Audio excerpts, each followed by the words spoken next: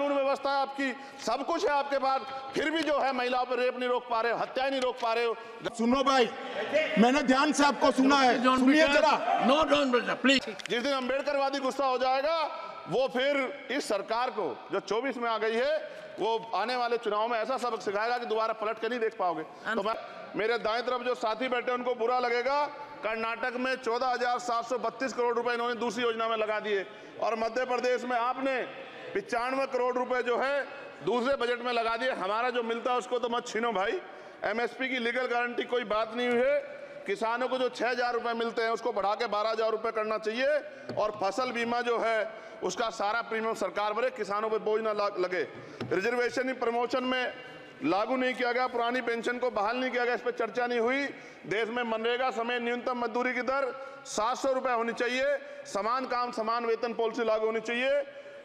जो रसोई की चिंता करते हुए 500 रुपए प्रति सिलेंडर से ज्यादा के दाम नहीं होने चाहिए, जो महिलाओं को राहत मिल सके। बिजली के दामों में भी कमी होनी चाहिए। बेरोजगार युवाओं को 5,000 रुपए भत्ता मिलना चाहिए, जो बेरोजगार युवा जो है अपनी पढ़ाई या अपना खर्चा उठा सके। मैं अपने क्षेत्र के विषय में महोदय आपसे कहना चाहता हूं कि पश्चिम यूपी में नगीना में एक एम्स बनना चाहिए, एक IIT बननी चाहिए, एक IIM बनना चाहिए। नगीना लोकसभा में उद्योग धंधे लगने चाहिए। नगीना की कताई मिल जो है उसको पुनः शुरू कराना चाहिए।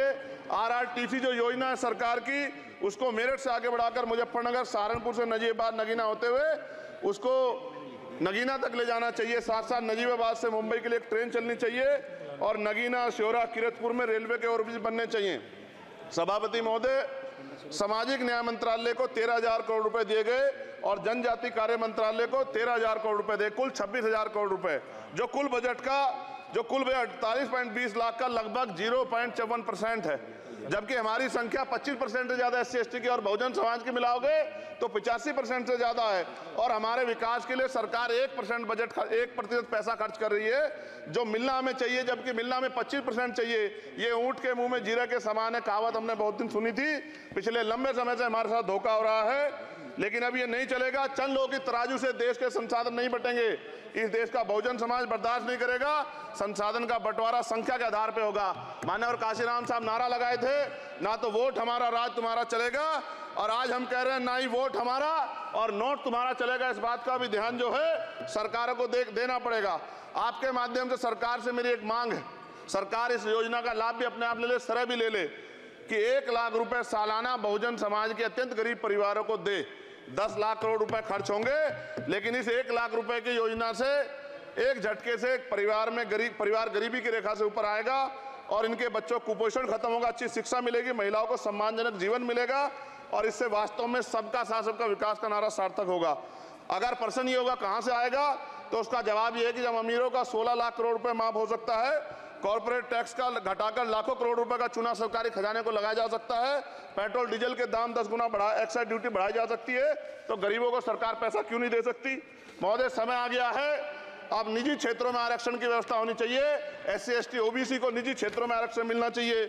और मेरी आपसे ये भी मांग है, क्योंकि अब समय की मांग है और देश तेजी से आगे बढ़ रहा है, तो मैं कहूँगा कि सरकार का जो सबका साथ सबका विकास का नारा लगभग वो असत्य महसूस होता है, क्योंकि अल्पसंख्यकों में मुसलमानों, जैनों, सिखों, बुद्धिस्टों के लिए कुछ दिख नहीं रहा, उनकी कल्याण कोई योजना नहीं है। मदरसों को जो बजट मिलता था वो कम कर दिया गया है। आर्थिक तंगी से लोग मर रहे हैं। इंटर्नशिप की बात हुई है, परमानेंट रोजगार नहीं है। और दिल्ली में क्या हुआ बच्चों के साथ कल, उनकी सुरक्षा की जिम्मेदारी क्या है? वो आए तो बनने थे IAS IPS और बन क्या गए, लाशें बन के गए। यहाँ से कोई ध्यान नहीं दे रहा है, किसी की नजर नहीं है।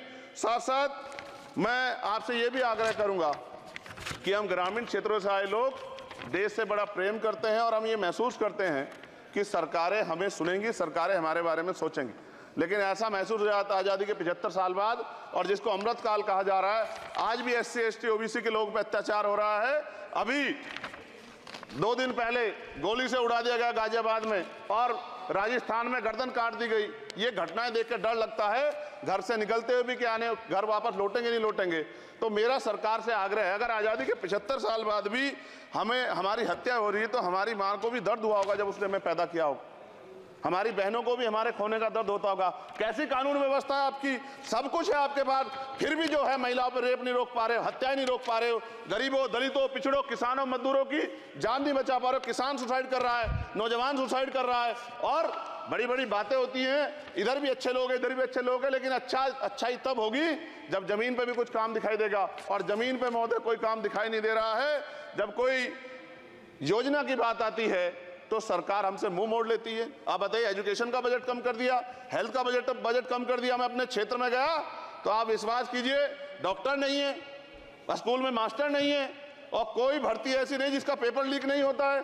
तो देश किस तरफ जा रहा है और इसमें नौजवानों का भविष्य क्या है, उसके बारे में हमें चिंता करनी चाहिए। और अंत में अपनी बात को खत्म करते हुए मेरा आपसे आग्रह और आपके माध्यम सरकार से आग्रह है कि यहाँ बाहर बाबा साहब अम्बेडकर की मूर्ति लगी हुई थी एक, वो करोड़ों लोगों की आस्था से जुड़ा विषय है, और आप विश्वास करो इतना गुस्सा है उसको लेके, मेरी आपके माध्यम से मैं हाथ जोड़ता नहीं हूं, लेकिन मैं हाथ जोड़ के आपसे आग्रह कर रहा हूं कि प्रधानमंत्री जी, सरकार से हमारी आग्रह कि वो अम्बेडकर वादियों के सम्मान का ध्यान रखते हुए, उनके जो है दिल की पीड़ा को समझते हुए, उनके दर्द का ध्यान रखते हुए उस मूर्ति को पुनः स्थापित करा दीजिए।